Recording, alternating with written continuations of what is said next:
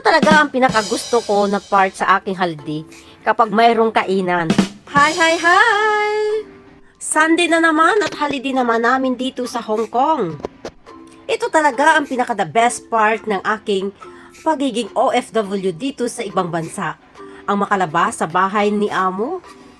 Mabuti na lang talaga dito sa Hong Kong dahil mayroong holiday, hindi katulad ng mga Middle East na talagang 2 taon bago ikaw makalabas. Pero hindi naman sa ngayon dahil ang Middle East ay parang naging open country na rin siya at mayroon na ring holiday ang mga OFW doon. Nagmamadali na ako dahil ang aking mga kaibigan ay nauna na sa simbahan.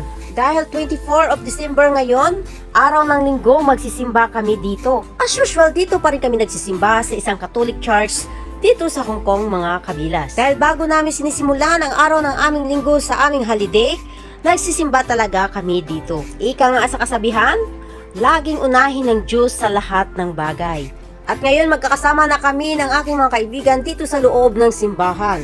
Sila pa rin ang aking kasama dito every Sunday, mga kabilas. Dahil sila lang naman ang aking circle friend tuwing holiday ko dito. Tapos na kami magsimba at magkita-kita kami ng aming isang kaibigan. Dahil sa araw na ito, mga kabilas, ay syempre mayroon naman kaming libreng kainan. Dahil birthday ng isa naming kaibigan, mga kabilas, syempre libre naman ang aming lunch.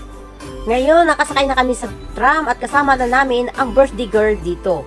Pupunta na kami kung saan kami kakain, mga kabilas. Nandito kami ngayon sa Causeway Bay dito sa Hong Kong, mga kabilas. Alam ko na at familiar na sa akin ang lugar na ito. Ngunit first time ko lamang makakain dito. Ang swerte mo talaga kapag mayroong magbo-birthday dahil libre naman ang iyong pananghalian. Ito talaga ang pinakagusto ko na part sa aking holiday kapag mayroong kainan. Actually, tuwing may occasion kami, marami talaga kami na grupo. Kaso ngayon, dahil December, kaming 4 na lang nandito dahil ang iba naming mga kaibigan ay umuwi sa Pilipinas at nagbakasyon. At swerte na rin ang magbo-birthday dahil makales na rin siya ng kanyang gastos. Nandito pala kami sa Saizeriya, dito sa Causeway Bay sa Hong Kong, mga kabilas. Maganda at malinis ang kainan na ito at mukhang hindi crowded ang tao dito, mga kabilas. Maaliwalas at malinis ang resto na ito. Kaya mas bet talaga namin ang ganitong klaseng kainan, mga kabilas. Nang makapwisto na kami, tiningnan na namin ang menu at gano'n na lamang ang gulat namin dahil napakamura ng mga presyo dito. Dahil kapag tumitingin naman tayo talaga ng menu, wala tayong ibang tinitingnan dito kundi unang-una ang presyo.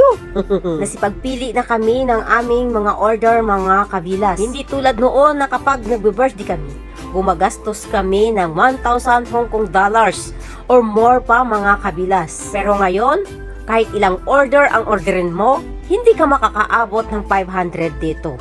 Marami ka na mapagpipilian at mura lamang ang presyo, mga kabilas. Dumating na ang ibang order namin, mga kabilas, isang pizza at isang gulay. Agad na namin hiniwa ang pizza nang sa ganon ay makain namin habang mainit pa. Masarap talaga kainin ito kapag mainit pa. Dahil kanin is life, nag-order ako ng pusit dahil namimiss ko talaga. Ngayon lang yata kami nakapag-celebrate na malaki-laki ang madi-discount namin. Hindi tulad noon na libo-libo ang binabayaran namin sa tuwing kakain kami ng lunch namin. Ngayon, 258 lamang, mga kabilas, at nabusog ka. Hanggang sa muli ng aking vlog.